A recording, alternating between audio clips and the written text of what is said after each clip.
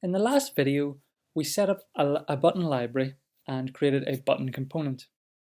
That involved doing quite a few steps. Let's take a look at what we had to do to create a new library and a new component. So for the library, we had to generate a new Angular library using Narwhal's Angular library schematics. We wanted to rename the ng module with a byt prefix for the class name to help avoid any naming conflicts in an existing application. We also set up Storybook so we could add stories within the library.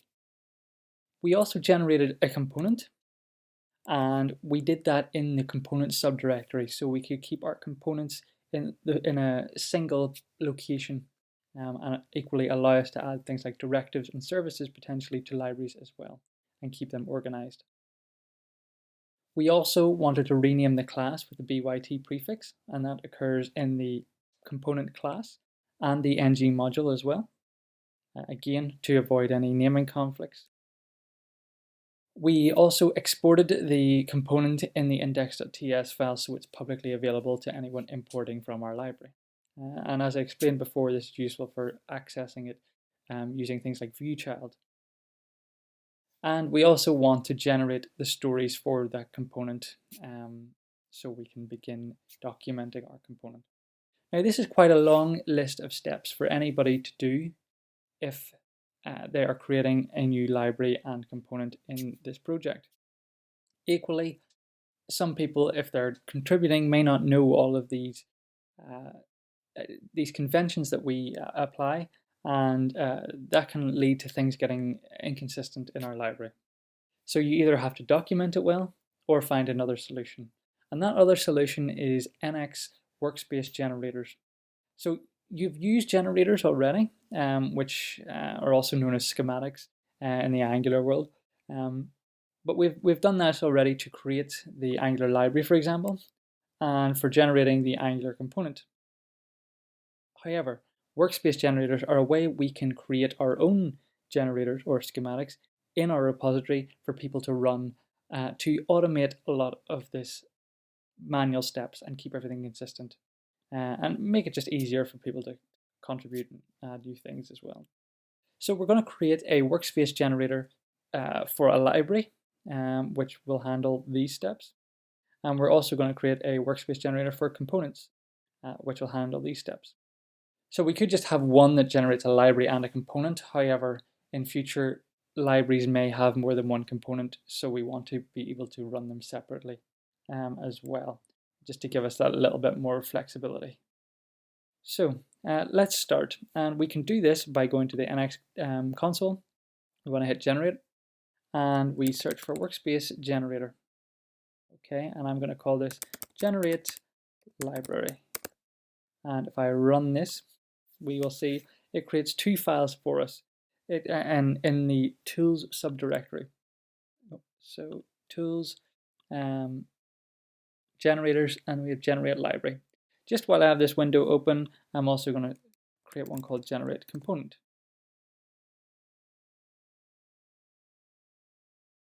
And that has created another generator called generate component. So we're going to start with the generate library one. You'll notice there's two files here. Schema.json, which essentially defines what a user can pass from the command line to our schematic.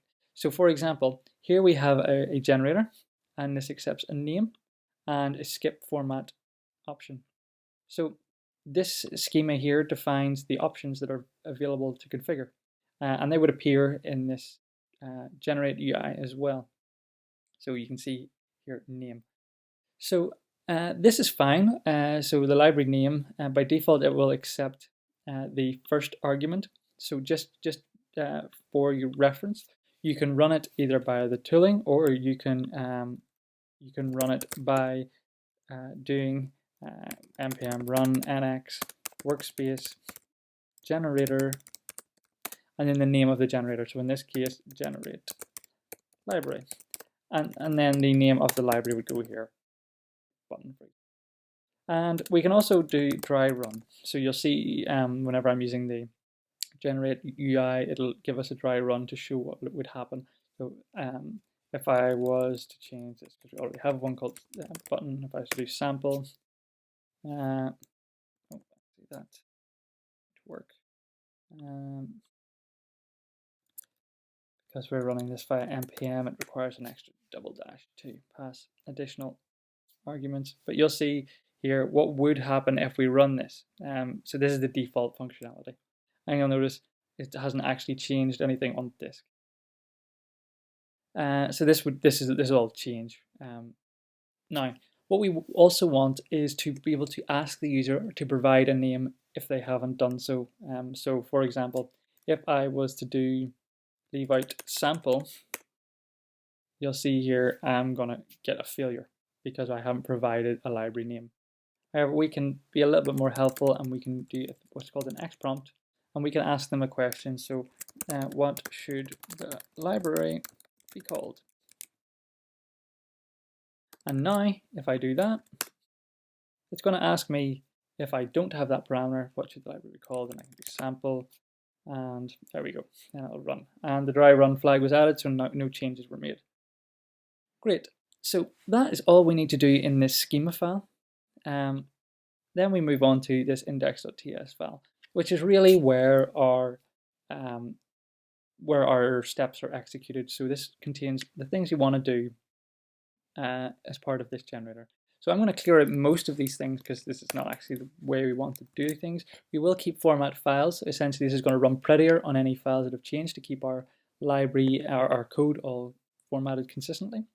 But the first thing I want to do is create an interface for the schema.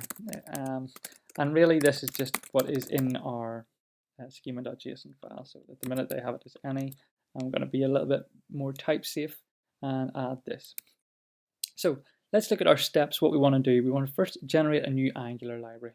Okay, and we can do this pretty easily by importing the narwhal generator because it is doing this exact same stuff behind the scenes. So we can get a library generator, and we want to run that first. So we do await library generator. We pass in host, which is essentially an in-memory file system. So whenever we make changes in a schematic, we use the host, or tree as it's sometimes referred to write and read our changes in memory. And then whenever the schematic is successful, or generator is successful, it will apply those changes to disk. So we also need some generator options, and this will be the options we want to use to create our library. Now, unfortunately, we don't get any help here in our autocomplete, but what we can do, if I control click on that, or command click if you're on a Mac, we can look at the schema.dts file, and we can see all the options that are available. So I'm going to copy these in. We're not going to use a lot of them, but just so we can choose the ones we need. So I'm just going to remove some of these because we don't need most of them, in fact.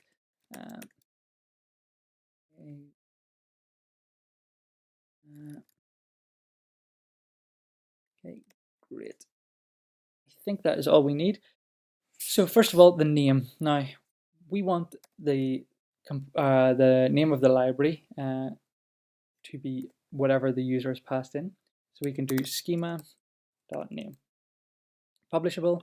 This is going to be true in our case because we want it to be able to be published to npm. The import path, we have historically scoped this under dev bytes, and then give the name of the library. Style, we've been using Sass. You can choose whatever one you want. Prefix, we have been using byt. And strict, yes, we want strict type checking, so let's enable that. So that will now create our library. So let's dry run this here. I'm going to call this sample. Let's see what would happen if we were to run this right now. Okay, great. So we've seen here we're going to create a folder in the libs directory, and we've created the basic configuration for an Angular library, including our sample module, which is great. So that is first step done. Rename the ng module with byt prefix. Okay, so we're going to be doing a renaming here and here. So we can separate this out so we can share this a little bit. And we're going to be using a thing called TypeScript transforms or transformations. So we're going to create a little folder in here called utilities.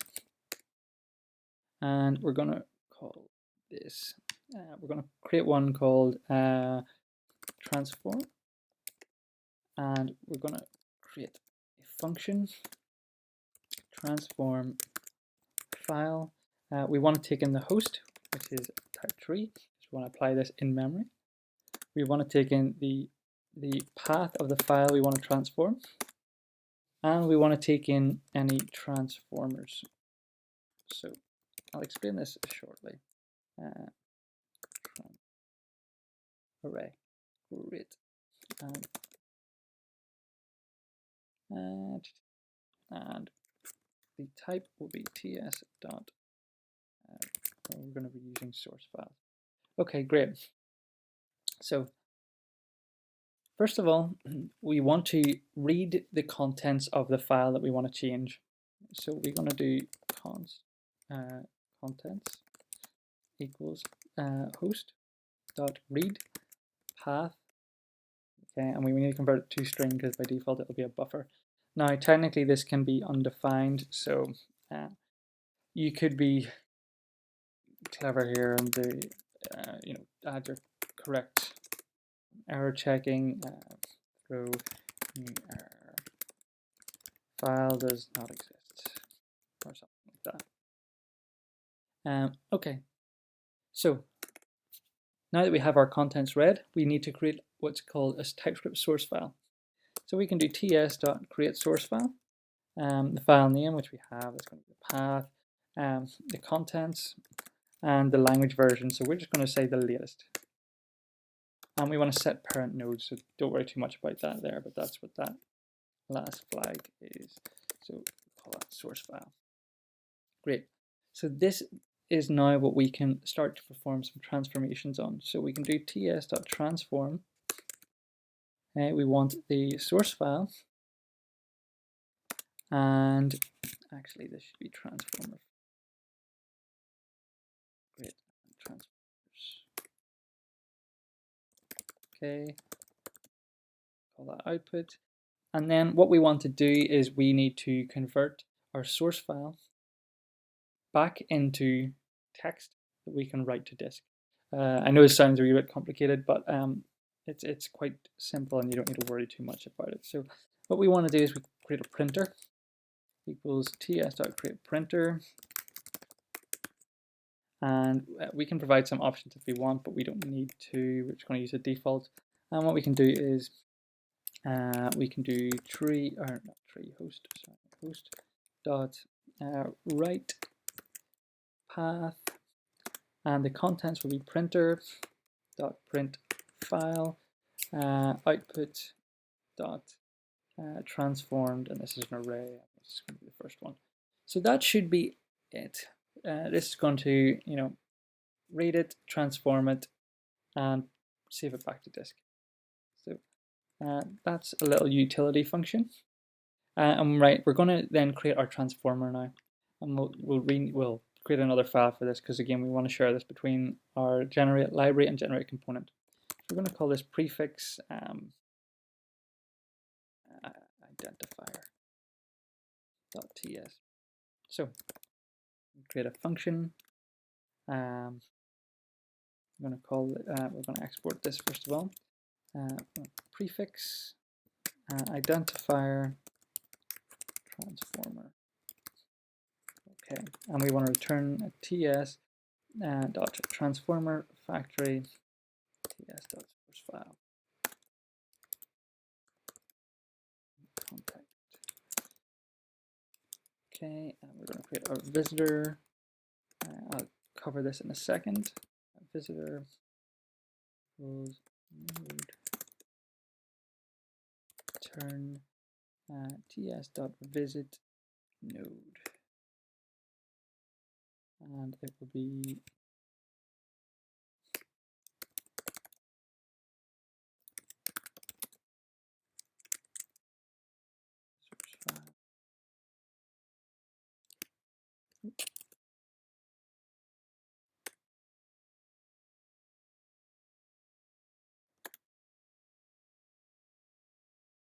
I'm just going to set up the very basic structure for this.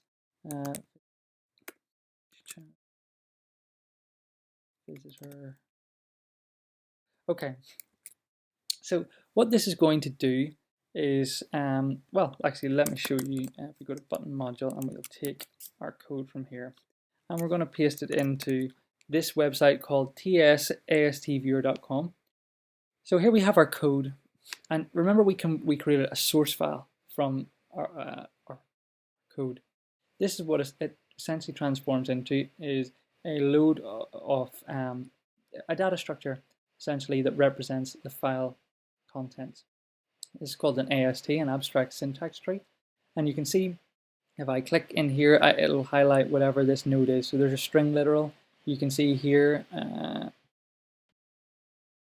in here. But yeah, we have an import clause. We have an identifier, which is the name. So remember, we're doing prefixing identifiers. So this is an identifier, this is an identifier, here's an identifier, here's an identifier, here's an identifier. So this will allow us to rename anything like this. So why are we using transformers and not just doing a simple string replace? One big thing that can happen if you're doing a simple string replace is if I have two classes that are very similar in name. So let's just say table and class table header.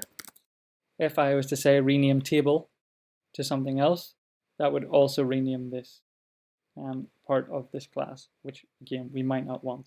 So that is why this is a better way of doing things. So back to our code, and let's begin writing our transformer. So really this is very simple. All this is doing is this is going to get called on our source file. We get the initial source file and we're going to visit each node in it. So really all this is doing is walking through every single thing in this file. So going through every single thing, and that is what this visitor is here.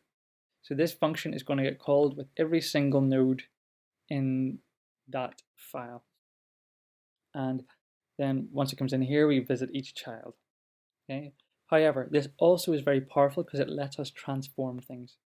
So what we want to do is we want to say if ts.isIdentifier node, we want to transform it potentially. So we need to find out what the name of the identifier is. We want to prefix. So we'll call it identifier, and we'll take in the string, and we want to say, so if it is an identifier and node.text equals identifier, then we want to replace it. So we can do return ts.factory. That's how we create new things. So create identifier, and all we want to do is prefix it. So in our case, we want to do byt plus whatever the identifier was originally called. So that is really it. So essentially it's going to go through every single node. Whenever it finds an identifier that matches what we want to prefix, it's going to replace it. If it's not that, then it's going to continue walking through the tree. That is it. Sounds complicated, but it's a very, very powerful way of manipulating TypeScript files. So whenever you need to do transformations and things like that, this is a very powerful pattern to know. Okay, so that is it. We are good to go, and then we can now reuse that. So what we want to do is we want to do transform file, pass in our host. We can get the path to our module, which is here, and we want to pass in our transform. So prefix identifier transformer, and now we need the name of the module that's going to be transformed. So now what they pass in, so let's just say in this case sample, is lowercase, but our class name is upper camel case. So in other words, it would be sample module. So what we have here in the Narwhal dev kit is a thing called names. And what we can do is we can do module name equals, and then what we can do is we can convert the schema.name to schema.name to this correct casing, because this could also be a name like you know, text area. So we need that to change to text area, and this will handle it for us automatically. So we can do that class name plus module. So there we go. So that's going to transform. It's going to get the expected module name. Okay, and that is it. So let's run this now. Let's see that everything passes and everything's working so far. Okay, we've got a slight error. Import. All right. Okay. Sorry. The reason for this is, well, because in our TS config we don't have what's it called, ES module interrupt. That is it. Now the alternative is to. That's the right one. Yep. Great. So the alternative for that would be to change this to import star as TS, and that would work absolutely fine. So either option works. So you can see here we have this all working as expected. Lastly, what we want to do is create our storybook setup. So storybook configuration generator. So we can import that. We've done our transformation. So let's comment this one, prefix the module name. And then lastly, we want to set up storybook. Wait, storybook generator, we pass in the host and our options. And again, we don't get our options for us here, but we can look at the schema. And let's just take these. So the name is going to be the schema.name. We don't want to configure Cypress in our case. Cypress, if you're not aware, is an end-to-end testing framework. It's very good, and you may want to use it if you're wanting to write end-to-end tests for your component. In this case, we don't want to just right now. Now, we're setting generate stories to false because we haven't created any components yet, so there's nothing to create. So let's just run this and see how this works. Great, so we're creating our storybook files. This is looking excellent. So I'm going to commit these changes first of all. So I'm creating generate library. Well, I'm going to call it schematic, but it's really a generator. Okay, so now that that's committed, I'm just going to create a new library that we can revert after. So we'll do text input. I'm going to take away this dry run, so we can verify that everything is working as expected. And since we've committed, we can revert that. Okay, didn't like something. File does not exist. Okay. Oh, that's silly. So I've hard-coded sample module in, which is wrong. That should be schema.name and schema.name. Great. Again, we could be kind of careful there and use name dot file name. Wanted to just be extra safe in case the user types in something that is maybe uppercase or something like that. So let's just fixing bug. Not very descriptive name. Okay, let's generate that now. And that looks more promising now. So we can take a look on disk at our generated library. So you can see text input here is created here, and we have our storybook configuration. We have all our files set up as expected, and in our lib we have our module, and our module has now been prefixed. Great. So that is working as expected. Let's move on to our well, our next schematic or generator, I'm going to revert all these changes because I don't actually keep them. Delete folder. Okay, so we've done all this, which is excellent. Now we want to create our component generator. So we've already set that up. We want to first of all edit our schema.json. So we want the component name is what we want, and we're also going to need the library that we want to add this to. So I'm going to copy this and this library name, library, and call that the library. So this is the fields that are required. So some might be optional. Both of these are required. And let's add in a prompt for both of these. So we can do x prompt. What should be different for the bottom one, but component be called what library should the component be added to. Great. So now we can start on this. Again, we want to clear out all of this stuff because we don't need it. We do want to create an interface for the schema. And we have name library string. Set that here.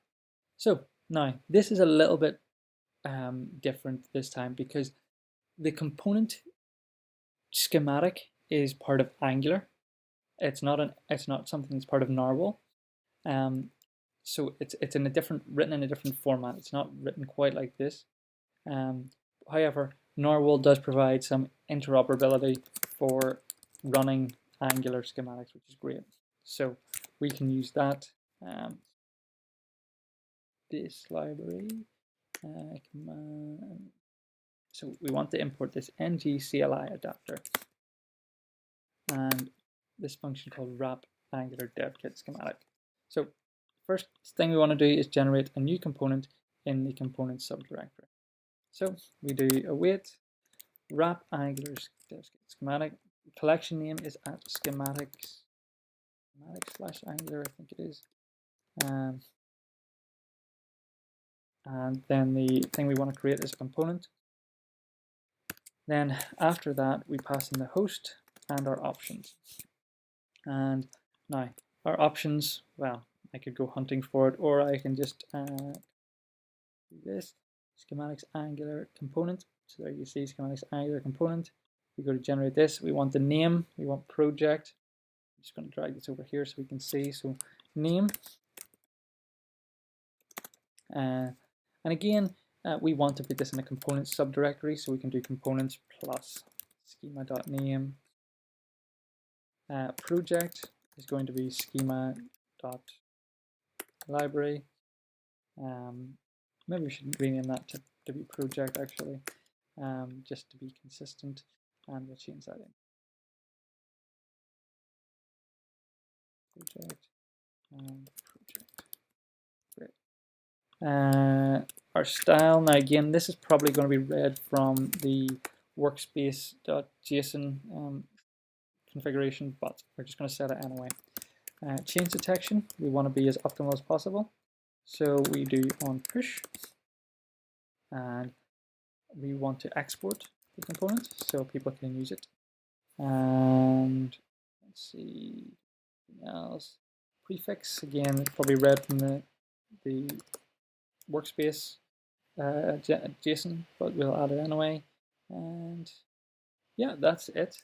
So that should create our setup for us. So let's try this. So we'll change this to the generate component. We'll just call this text input, or we'll call this flat button.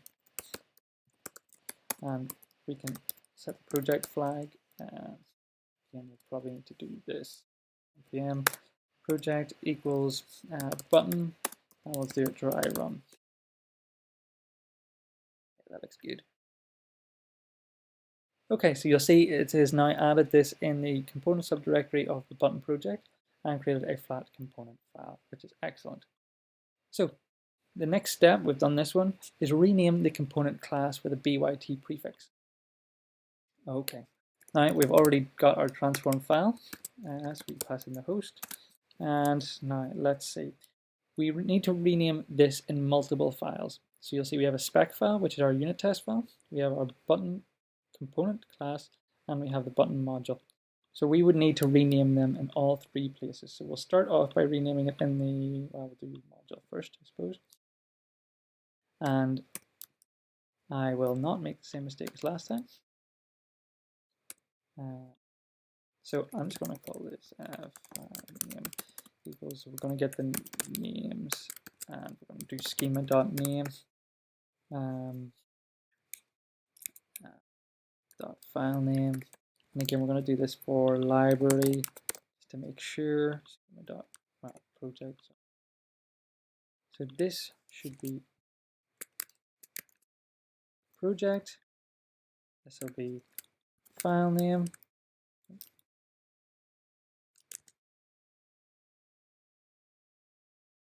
Okay, great. And our transformers now, we want to prefix identifier, and our identifier is going to be class name equals name schema dot name dot class name plus component. Okay, great. That is that. Okay, and then all we need to now do is we need to run this 2 more times.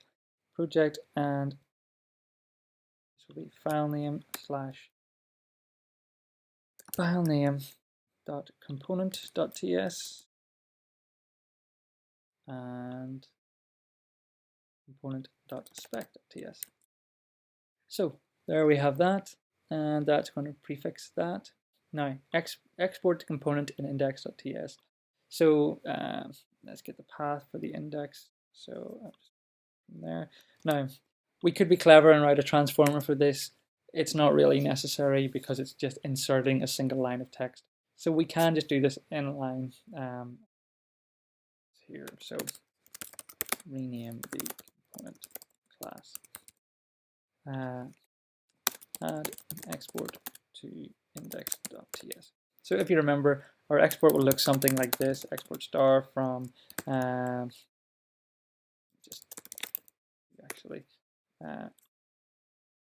it looks something like this. Okay, so this is pretty simple. What we can do is we can just read what's there at the minute again. So we've done this before. We can do read libs, do use the right backticks. So project name. Okay, and we convert that to string. Again, that's technically going to be optional, but I'm just going to ignore that and pretend it's always there because it should always be there.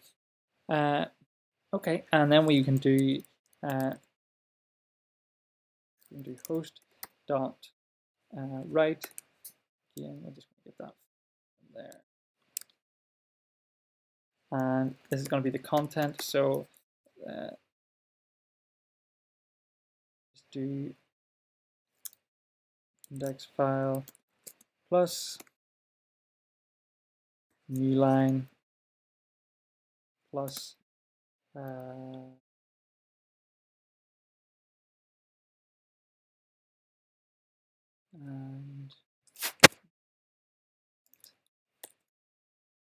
okay, and then we need to rework this a little bit so that this is file name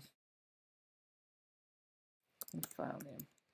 Okay, and that should really be it for that. And then the last thing we need to do is generate stories for the component, and I believe we have a schematic for that, which is narwhal angular stories. Okay, so let's see, do we have that available to us?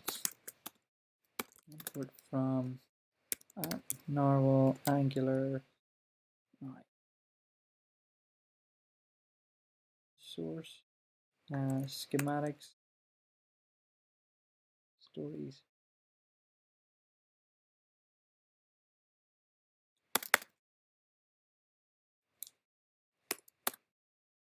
let's see, that should be it. So we want to generate story files for the component.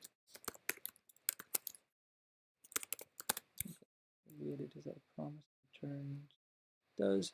Okay, great. So we need to pass in the host and then the options. So let's see what options we have here. JSON. Okay, we have name, which is the project name, and so name is project, and we don't want to generate any of those. So let's try that one more time, dry run, see if we get any errors. Okay, we're getting something. File does not exist. So that's going to be in our transformer. Let's do this. So file path, so we can see which one is. Probably just got a path slightly wrong there.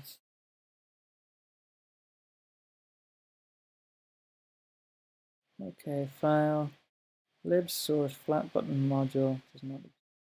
Right. Okay, so that's my mistake. For this one, this should be project.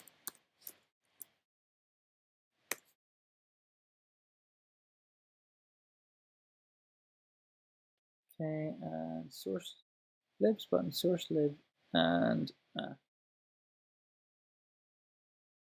made a mistake there. That should be components. We've moved that. And let's try that again. Third time lucky.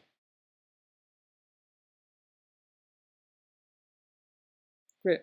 So that has created everything that we need, including a stories file. Let's commit this here and generate. And let's run this for real, and then we can verify on disk that these files are as expected. Okay, so let's go to our index file. Index file, okay, it's having extra space, but I'm not too worried about that. This path is correct. We can take a look in button module. Okay, great. So we've imported BYT flat button, and it's all been renamed, which is great. Get any alterations to those. The BYT flat button component has been renamed everywhere in here, which is great. We have a stories file and a BYT flat button component, great. And yeah, we have created our component file. So that is everything that we need to run automatically. That is everything on our list. So that is an introduction to NX workspace generators. And now any future libraries and components that we create, we can automate them and have it all follow the same structure and pattern, and hopefully simplify it for us. So thanks for watching. Please subscribe and check out the next tutorial.